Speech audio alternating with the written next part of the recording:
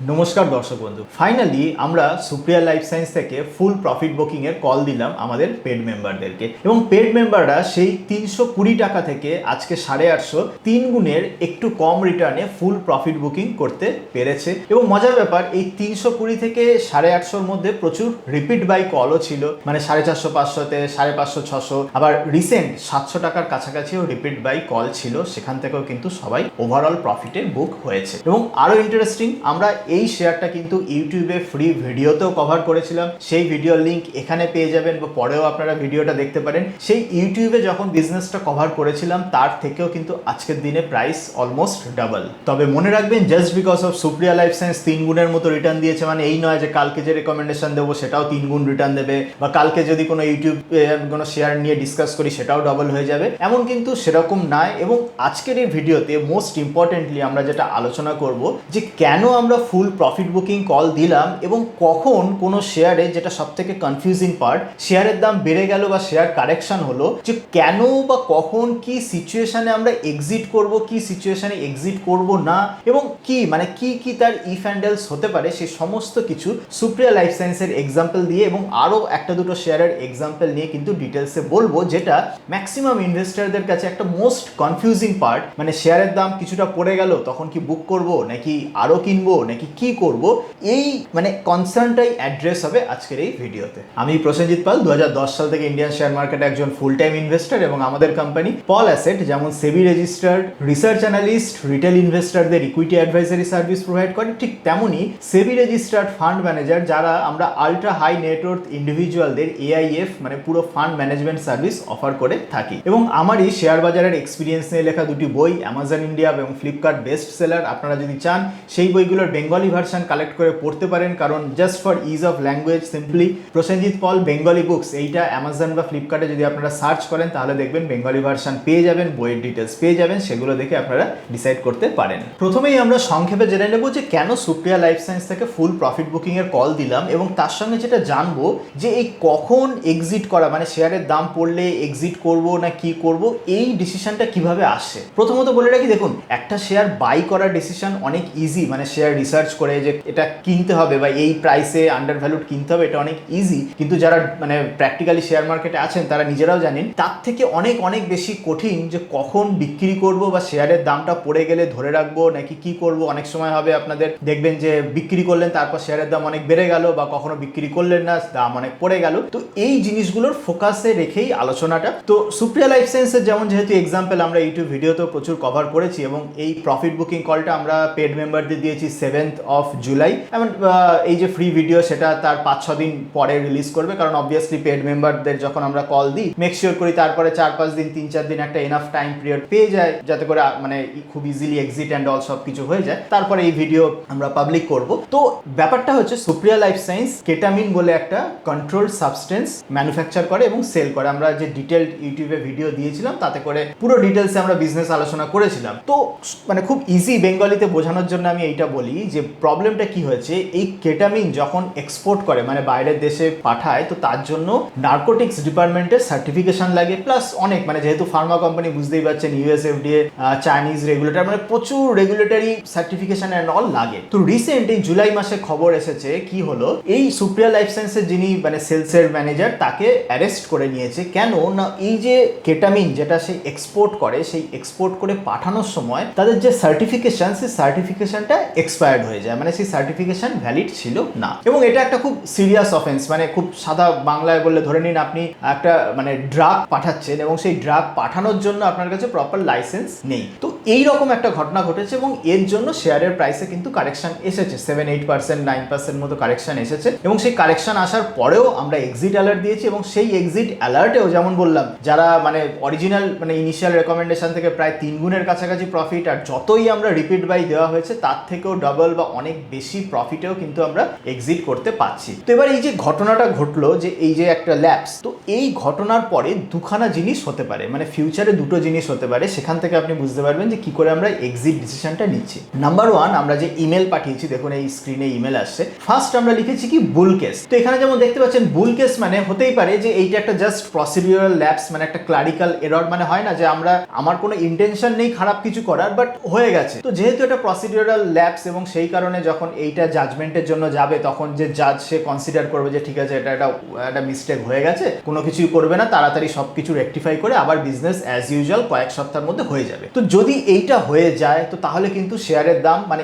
এই যে ঘটনাটাকে নয়েজ হিসাবে ভাববে এবং আস্তে আস্তে শেয়ারের প্রাইসটা কিন্তু আবার সে 1000 টাকার উপরে চলে যাবে। এটা হলো বুল কেস। বিয়ার কেস সেকেন্ড প্রবাবিলিটি হলো যে এই যে মানে যে প্রসিডিউরাল ল্যাপসটা হলো যখন জাজমেন্ট এরকম এলো যে it's although a procedural lapse মানে ক্লারিক্যাল এরর, বাট এইটা কোম্পানিকে রেকটিফাই করে সবকিছু ঠিকঠাক করতে করতে 2-3 মাস সময় লেগে গেল, বা ইনভেন্টারি বিল্ড আপ, যে শিপমেন্ট ডিসরাপশন, সেগুলো করতে করতে 2-3 মাস সময় লাগলো, মানে এই কোয়ার্টার এবং তার পরের কোয়ার্টারে সেলস এবং মার্জিনে ইম্প্যাক্ট দেখা গেল। যদি সেটা দেখা যায়, দেখুন আবার বলছি, আলটিমেটলি কোম্পানি কিন্তু এটা রিকভার করবেই, মানে এমন না যে এমন কিছু হয়ে যায়নি যে মানে কোম্পানিটা পুরো মানে নষ্ট হয়ে গেছে বা পুরো fundamental A to Z alter হয়ে গেছে, সেরকম কিছু নয়। ফান্ডামেন্টাল সলিড ছিল, ফান্ডামেন্টাল সলিড আছে, কিন্তু শর্ট টার্মে মানে কয়েক মাসের জন্য ফান্ডামেন্টালের ওপরে একটা বড় কোশ্চেন মার্ক বা একটা ফান্ডামেন্টাল ডাউনগ্রেডের একটা বিশাল বড় প্রবাবিলিটি চলে এসেছে। তো যদি এই জিনিসটা ঠিকঠাক করতে 2-3 মাস টাইম লাগে বা একটা কি দুটো কোয়ার্টারের সেলস বা মার্জিনের ওপরে যদি ইম্প্যাক্ট পড়ে, তো তাহলে কিন্তু যেটা হবে শেয়ার প্রাইস একটা কনসলিডেশন মোড বা ডাউনওয়ার্ড জায়গায় চলে যাবে ফর দ্য নেক্সট 7-8-9 মান্থস। এবং এই কারণেই আমরা ইমেলে লিখেছি যে দেখুন, একটা ওভারঅল পোর্টফোলিওতে যখন আমাদের কোনো একটা শেয়ার 1 বছরের জন্য কনসলিডেট করলো বা ডাউনওয়ার্ড হলো, সেইটাও কিন্তু একটা আন্ডার পারফরমেন্সে কন্ট্রিবিউট করে যখন আমাদের কাছে অন্যান্য অপরচুনিটি আছে। তো আমরা সবসময় এটা প্রেফার করবো যে যদি দেখি যে 1 বছর একটা চান্সও রয়েছে যে শেয়ারটা ভালো পারফর্ম করতে না পারে, তখন বেটার সেখান থেকে এক্সিট করে অন্য জায়গায় চলে যাওয়া। তার মানে এইটা নয় যে শেয়ারটা কিন্তু আর কোনোদিন পারফর্ম করবে না, না, শেয়ারটা 1 বছর পরে পারফর্ম করতে বাধ্য। আর যদি মানে যেমন বুল কেস প্রমাণিত হয় তাহলে 2-3 মাসের মধ্যেই আরো পারফর্ম করতে বাধ্য। কিন্তু ইটস অল অ্যাবাউট প্রবাবিলিটি, এবং সেই প্রবাবিলিটির উপর বেস করে আমরা ইমেলে বলেছি যে বুল কেস 50% চান্স, মানে 50% চান্স কোনো কিছু না হয় আবার 1000 টাকার উপরে চলে যাওয়া, আবার 50% চান্স 7-8 মাস কি 1 বছর শেয়ারের দাম কোনো কিছু না হয়ে ডাউনওয়ার্ড প্রেসার থেকে যাওয়া। এবার আমরা এই 50% বিয়ার কেস চান্সটা ধরে ফুল প্রফিট বুকিং এর রেকমেন্ডেশন দিয়েছি, তার কারণ অলরেডি আমাদের শেয়ারটা আমাদের পোর্টফোলিওতে প্রায় 3 গুণের একটু কম প্রফিট, এবং যারা পরে রিপিট বাই করেছে তাদেরও প্রায় ডাবল প্রফিট, বা যারা লেটেস্ট মানে 1-1.5 মাস আগেও যারা কিনেছে তাদের কাছেও কিন্তু বেশ ভালো মতো প্রফিটে রয়েছে। তো আমরা কেন ওই রিস্কটা নেব যে ওই প্রফিটটাকে আবার মানে লসের দিকে চলে আসবে, দেন আবার ওয়েট করব? তো এই রিস্কটা অ্যাভয়েড করার জন্যই কিন্তু এই প্রফিট বুকিং এর কল। তো তার মানে বুঝতে পারছেন, এবার একটা খুব ইম্পর্টেন্ট জিনিস, কালকে বা 3 মাস পরে ধরুন শেয়ারটা আস্তে আস্তে আবার 1000 টাকায় চলে গেল, এবং তখন কোনো মেম্বার আমাদেরকে ফোন মানে কোয়ারি করলো যে আপনি এক্সিট দিয়েছিলেন 850 টাকায়, প্রাইস দেখুন আবার 1000 টাকা, তো তার মানে কি আপনারা অ্যানালিসিস করেন? তো এবার আপনারা বলুন, এই যে প্রশ্ন যদি এরকম করে, মানে প্রচুর মেম্বাররা করতেই থাকে, পেড মেম্বাররাও করতেই থাকে, তো তাতে কি রিপ্লাই দেওয়া উচিত? আমরা স্ট্রিক্টলি বারবার বলি আমরা এইসব প্রশ্নের রিপ্লাই দিই না, কারণ these are wastage of our time and resource. এতে কারোর কোনো ভ্যালু অ্যাডিশন তো হয়ই না, উল্টে আমাদের টাইম অ্যান্ড রিসোর্সের ওয়েস্টেজ হয়। যেই টাইমটা আমরা যদি রিসার্চের দিকে দিই তাহলে আমরা যে ব্রডার মেম্বার মানে অন্যান্য সকল মেম্বারদের জন্য মাচ বেটার আউটপুট দিতে পারবো। সব সময় মনে রাখবেন, শেয়ারের equity research is one of the most difficult task. যদি সেটা না হতো আজকে আমার এই ইউটিউব ভিডিও 10,000-এর উপরে লোক দেখতো না, বা 2 লাখের উপর সাবস্ক্রাইবার থাকতো না, বা আপনিও শুনতেন না। তো এইটা যদি আপনি জেনে নেন যে equity research is one of the most difficult task, যার জন্য হিউজ কনসেন্ট্রেশন অ্যান্ড অল লাগে, তো তাহলে আপনারা ব্যাপারটা কিন্তু ফিল করবেন। এবার not only Supriya life science, আরও একটা শেয়ারের দিকে দেখবো, যেই শেয়ারটা আগে আমরা ইউটিউবে ফ্রি ভিডিওতে কভার করেছি, সেটা হলো নুভামা। সেটাও আমরা এক্সিট অ্যালার্ট দিয়েছি, এবং কেন সেটা কি হয়েছে সেটাও আমরা চার্টে ডাইরেক্ট দেখে নেব। তার আগে জাস্ট একটা জিনিস বলে নিই, সুপ্রিয়া নিয়ে যখন কথা বললাম আমি, তো সুপ্রিয়ার যদি আমি মানে কনক্লুশন বা করি বা সামারাইজেশন যদি আমি করি, ব্যাপারটা এরকম যে যদি মানে জাস্ট বিকজ অফ এই 7-8 মাস বা 1 বছরের যে প্রাইস কনসলিডেশন বা ডাউনওয়ার্ড রিস্ক অ্যাভয়েড করতে আমরা প্রফিট বুকিং করেছি, এবং যদি মানে এমন কেউ হয় যে ধরুন কোনো ইনভেস্টর বললো যে না আমি 1 বছর যদি শেয়ারটা কনসলিডেট করে তাতেও আমার কিছু যায় আসে না, তো তাহলেও কি আমার প্রফিট বুকিং করা উচিত? মানে এরকম লট of if and else situation আসে। তো তার ওয়ান ওয়ার্ড অ্যান্সার হলে একটা মানে সুপ্রিয়া লাইফ সায়েন্স আজকে 850 টাকার কাছাকাছি, জানি না ভিডিওটা যখন আপনারা দেখবেন তখন প্রাইস কি হবে, সেটার অ্যান্সার এইরকম যে 750 মানে 750-760 এই একটা প্রাইস রেঞ্জ, যে যদি কেউ ভাবে যে আমি 1 বছর যদি প্রাইসটা নাও চলে তাও খুব একটা কিছু যায় আসে না, তখন তাদের এই 750 মানে 750-760 এই রেঞ্জটা দেখতে হবে। যদি এই রেঞ্জের ওপরে থাকে ঠিক আছে ফাইন, যদি এই রেঞ্জ ব্রেক করে যায় তখন কিন্তু যদি আপনি বলেন যে না আমি ভেরি লং টার্ম ইনভেস্টার, 1 বছর 2 বছরও হোল্ড করে মানে আমার না হলে কোনো অসুবিধা নেই, তখন কিন্তু 750 ব্রেক মানে কিন্তু সেইখান থেকেও মানে সেই থিওরি ও থিসিসও কিন্তু ব্রেক হয়ে যাবে। তো এইটা নিয়ে আবার আমি মানে সামারাইজেশনে কথা বলবো, তার আগে ডাইরেক্ট চলে যাই যে নুভামা যেটা বললাম, এগেইন এই নুভামা শেয়ারটাও আমরা মানে ফ্রি ভিডিওতে ইউটিউবে আগে দিয়েছি, মানে যেই সময় ফ্রি ভিডিও দিয়েছি সেখান থেকেও ইনভেস্টর প্রফিট আছে, এবং যখন আমরা পেড মেম্বারদের দিয়েছি তার থেকে তো প্রফিটে ছিলই, এবং ফাইনালি আমরা পেড মেম্বারদের প্রায় 50% প্রফিট বুক করিয়েছি। তো এই যে স্ক্রিনে এবার দেখে নিন নুভামার প্রাইস চার্ট, আপনারা যদি দেখেন খেয়াল করবেন এই যে এইখানে মানে মে মাসে আমরা 1550 টাকায় পেড মেম্বারদের এক্সিট বা ফুল প্রফিট বুকিং অ্যালার্ট দিয়েছি, যেটা মোটামুটি 50% প্রফিটে এক্সিট করেছি। তো সেখান থেকে কিন্তু শেয়ারের দামটা বেড়ে আজকে 1900 টাকার কাছাকাছি এবং খুব তাড়াতাড়ি 2000 ক্রস করবে। তো এই যে এখানে যে আমরা এক্সিট অ্যালার্ট 1550 দেওয়ার পর থেকে তারপরে যে 2000 টাকার কাছাকাছি গেছে, তো সেখানে যথারীতি মানে আমাদের একজন বাঙালি মেম্বার সে এত বড় একটা ইমেল লিখেছে, মানে দে আর সিম্পলি কোশ্চেনিং যে এটা কি যে 1550 এক্সিট দিয়ে এতটায় মানে তারপরে শেয়ারের দাম চলে গেল। তো এখানে আমি বলে নিই মানে ছোট্ট করে কি হয়েছে তারপরে ডিটেলস, খুব সিম্পল। জুন মাসে মানে যখন আমরা এক্সিট কল দিয়েছি তারপরে জুন মাসে জেনারেল আটলান্টিক বলে একটা পিই ফার্ম, সেটা মানে এটা কিন্তু মানে এমন না যে আমি জানি, এটা মানে ইন্টারনেটে সার্চ করলেই নিউজ পাওয়া যাবে। তো একজন আমেরিকা বা একটা গ্লোবাল ফার্ম তারা নুভামাকে বাই আউট করার জন্য ইন্টারেস্টেড এবং হয়তো তারা খুব তাড়াতাড়ি করে নেবে। তো তার মানে বুঝতে পারছেন যে এটা একটা হিউজ পজিটিভ এবং একটা মানে হঠাৎ করে ইভেন্ট। তো যেহেতু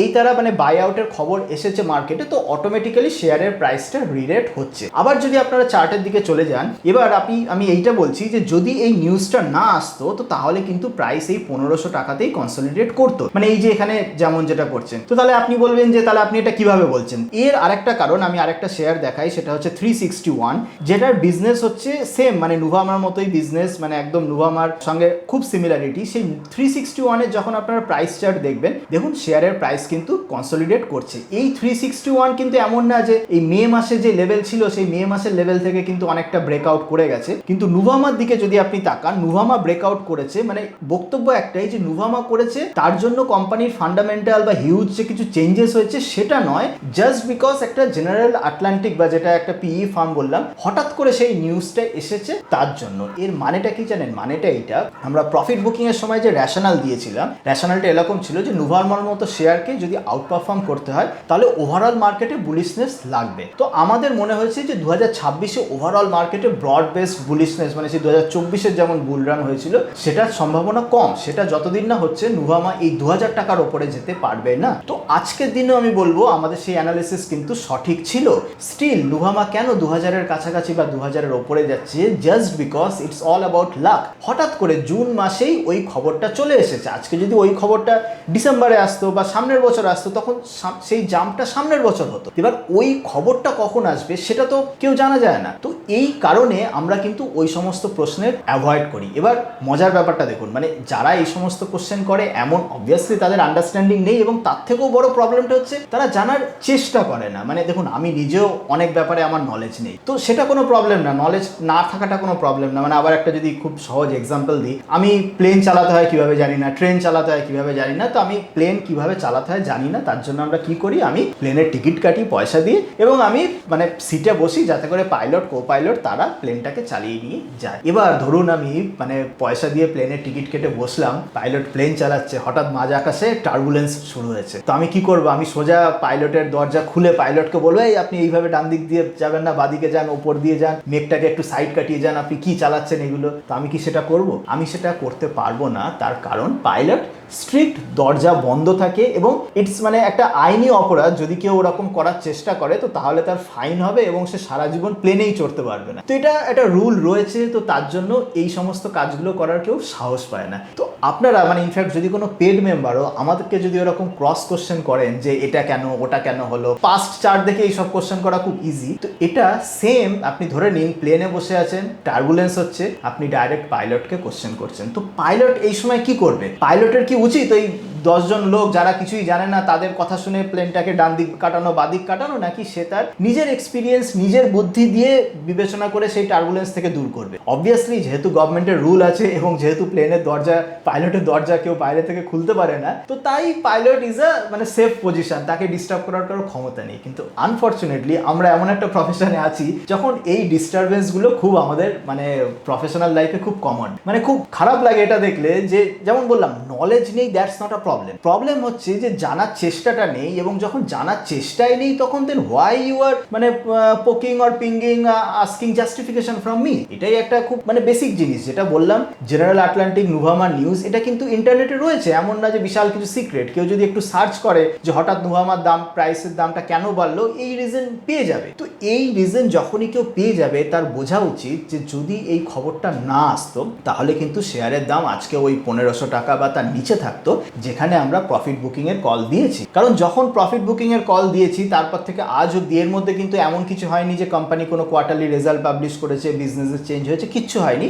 জাস্ট ওই যে ঘটনাটা বললাম যে একটা ফরেন ফার্ম, অনেক বড় রেপুটেড কোম্পানি, তারা নুভামাকে কেনার জন্য ইন্টারেস্ট দেখিয়েছে বা হয়তো কিনেও নেবে, সেই অ্যান্টিসিপেশনে প্রাইসের শেয়ারের দাম বাড়ছে, যেটা পিওরলি লাক। তো তেমনি এইরকম প্রচুর শেয়ার থাকবে যখন আপনি সেল করে বেরিয়ে গেলেন, প্রফিট হোক বা লসে হোক, তারপর এমন কিছু ইভেন্ট হতে পারে যেটা ইটস আউট অফ কন্ট্রোল, যেটা ইটস পিওর লাক। তো তার জন্য শেয়ারের দাম বাড়তে পারে। তো যদি সেটা হয়, এমনটা নয় যে আপনার খারাপ লাগা উচিত যে কেন আমি এটা কি করলাম, না। হোয়াট ইজ ইউর থিসিস, মানে আপনার কি লজিক ছিল, সেই লজিকটা ভ্যালিড হচ্ছে কি হচ্ছে না সেটা ভাবুন। কারণ আপনি যদি লজিক্যালি কারেক্ট থাকেন, মানে এইরকম নুভামার মতো আমরা যদি 10টা এক্সিট কল দিই, লজিক্যালি যদি আমরা কারেক্ট থাকি 10টার মধ্যে কিন্তু ম্যাক্সিমাম জায়গায় যে আমাদের থিসিসই কারেক্ট হবে, বা ওই যে এক্সিট করে যেখানে আমরা যাচ্ছি সেখান থেকেও কিন্তু আমরা প্রফিট বের করতে পারবো। তো এইটা হচ্ছে ডিফারেন্স। এবং যেটা বললাম সবসময় আপনারা মাথায় রাখবেন, যে পাইলটের কথা বললাম যে ফ্লাইটের, সেম কিন্তু আমাদের এই শেয়ারের research is a very difficult. এর জন্য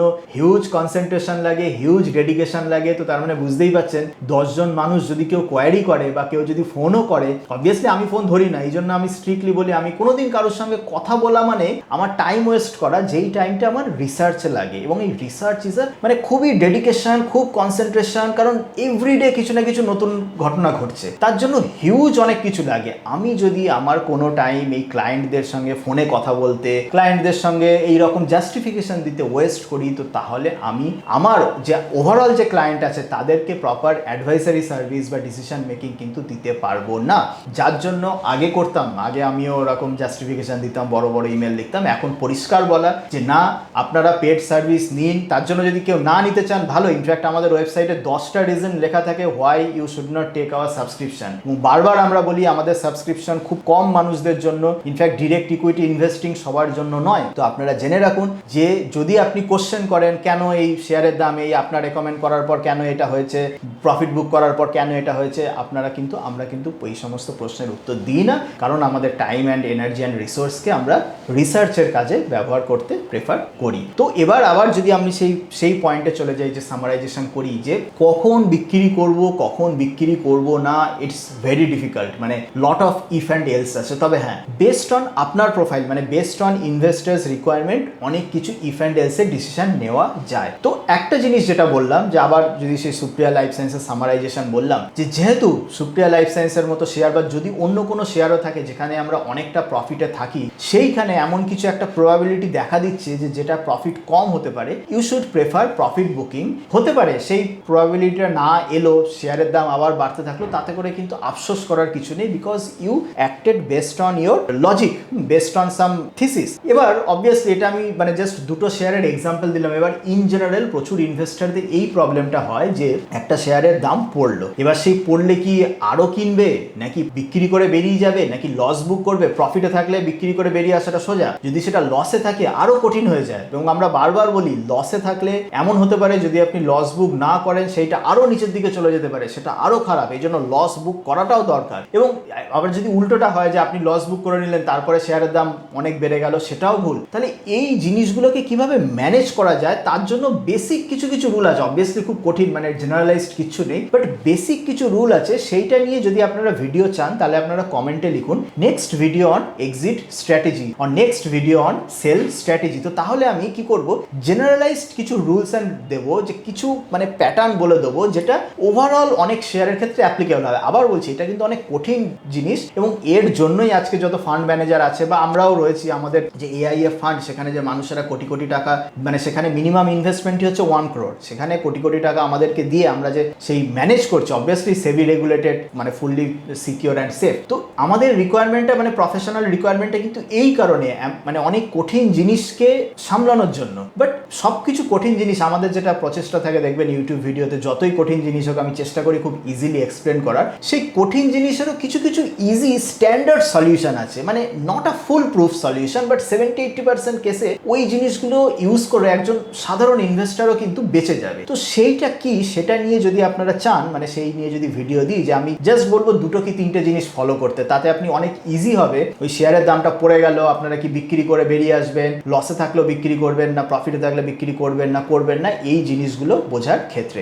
ইনফ্যাক্ট আমি যদি আরেকটাও এক্সাম্পল দিই, কোয়ালিটি ফার্মা, দেখবেন অবভিয়াসলি এটাও আমরা সেই 2025-এর পেড মেম্বারদের রেকমেন্ডেশন, 2026-এর 2 মাস আগে আমরা ফ্রি ইউটিউব ভিডিওতে মানে বিজনেসটা নিয়ে কভার করেছি। তো সেই ভিডিওর কমেন্টে দেখবেন অনেকে এইরকম বলেছে যে 1600-1700 টাকায় কিনে 2000 টাকায় প্রফিট বুক করেছে, অনেকের প্রফিট হয়েছে। মজার ব্যাপার, সেই 1600-1700 টাকা থেকে কিন্তু আজকে সেই শেয়ারটার দাম 2700 টাকার কাছাকাছি চলে গেছে। আমরা কিন্তু প্রফিট বুক কল দিইনি, এবং 2700 টাকায় চলে যাওয়াতে আমাদের যে ইনিশিয়াল বাই 900 টাকা থেকে প্রায় 3 গুণ প্রফিটে। তো এবার কেন আমরা ওই 2000-2100 টাকায় প্রফিট মানে দিলাম না, কেন আমরা 2700 অব্দি ওয়েট করলাম, বা এবার কেন দেবো, মানে কি একটা বেসিক কিছু কিছু জিনিস থাকে। তো সেই জিনিসগুলো কি দেখবেন, সেইটা দেখলে ওই যে যারা কমেন্ট করেছে যে আমি 1600 টাকায় কিনে 1700 টাকায় কিনে 2000 টাকায় বেরিয়ে গেছি, ওই 2000 টাকায় বেরিয়ে যাওয়াটা আটকানো যেত, মানে ওই 2000 টাকায় সে বেরোতো না, সে এটাকে রাইট করতো। তো এর যে বেসিক জিনিস নিয়ে যদি আপনারা ভিডিও চান, অবভিয়াসলি আমি এগেইন ওই ভিডিও কিন্তু যে কোনো আপনারা যদি কোর্স করে থাকেন তার থেকে অনেক অনেক বেশি দামি হবে, যদিও সিম্পল